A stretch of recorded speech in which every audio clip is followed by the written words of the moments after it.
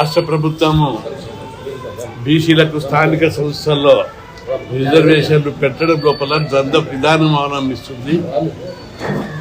స్థానిక సంస్థల ఎన్నికలు నిర్వహించే అధికారము, రిజర్వేషన్లు నిర్ణయించే అధికారము రాజ్యాంగం ప్రకారం 243 D6 ప్రకారం రాష్ట్ర ప్రభుత్వానికి పూర్తి అధికారం ఉంది. కానీ ముఖ్యమంత్రి రేవంత్ రెడ్డి గారు దీన్ని డైవర్ట్ చేయడానికి నానా విధాల కొత్త డైవర్షన్ పార్టీస్ ఆడుతున్నాడు.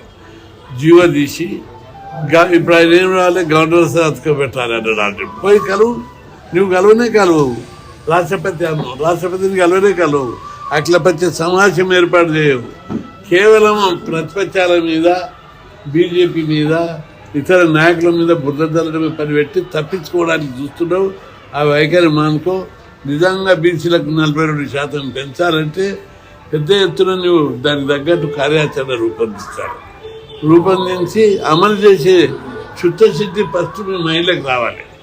గోబెల్స్ ప్రచారం కాదు, డైవర్షన్ కాదు. ఎట్లా చేయాలి, దానికి మార్గాలు ఏమిటి? నువ్వు మేధావుల సదస్సు పెట్టు, అఖిలపక్ష సమావేశం పెట్టు, ఏది పెట్టు. ఓన్లీ నీ ఇష్టం వచ్చినట్టు దొబ్బుకొని పోయి కేంద్ర మీద, బీజేపీ మీద బుద్ధ చల్లుకుంటా వేరే పార్టీలు చేస్తుంటే దాన్ని ఇప్పుడు కవితమ్మ చేసే దీక్ష నిస్వార్థంగా ఆమె బీసీలకు మద్దతుగా చేస్తుంది. ఆమె దీక్ష వల్ల బీసీ ఉద్యమం మరింత బలోపేతమవుతుంది. మేము 40-50 ఏళ్ళ నుంచి బీసీ ఉద్యమాన్ని హాస్టల్ పెట్టాలి, చదువుకోవాలి, గురుకులాలు పెట్టాలి, స్థానిక సంస్థల రిజర్వేషన్లు పెట్టాలి, ఉద్యోగాలు భర్తీ చేయాలని ఇప్పటికీ 12,000కు పైగా ఉద్యమాలు చేశాం. అనేక విజయాలు సాధించాం. గురుకుల పాఠశాలలు ఫీజు రియంబర్స్మెంట్ దేశంలో ఎక్కడ లేవు, మన రాష్ట్రంలోనే ఉంది. అది మన పోరాట ఫలితంగా వచ్చింది. కాబట్టి బీసీ ఉద్యమం అంచెలంచెలుగా ఈ స్థాయికి వచ్చింది. మరి కవితమ్మ చేసే ఉద్యమం బీసీ ఉద్యమానికి మరింత ప్రోత్సాహాన్ని, బలాన్ని చేకూరుస్తుంది. అందులో సందేహం లేదు. ఆమెను మేము మనసారా అభినందిస్తున్నాం. ఆమె చేసే ఉద్యమాన్ని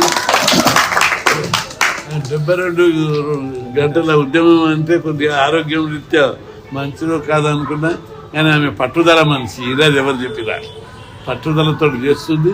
తప్పనిసరి ఆమె భగవంతుడు ఆమె ఆరోగ్యాన్ని మంచి కొట్టుకుంటూ ఆమె దీక్షను విజయవంతం చేయాలని మనసారా కోరుకుంటున్నాం.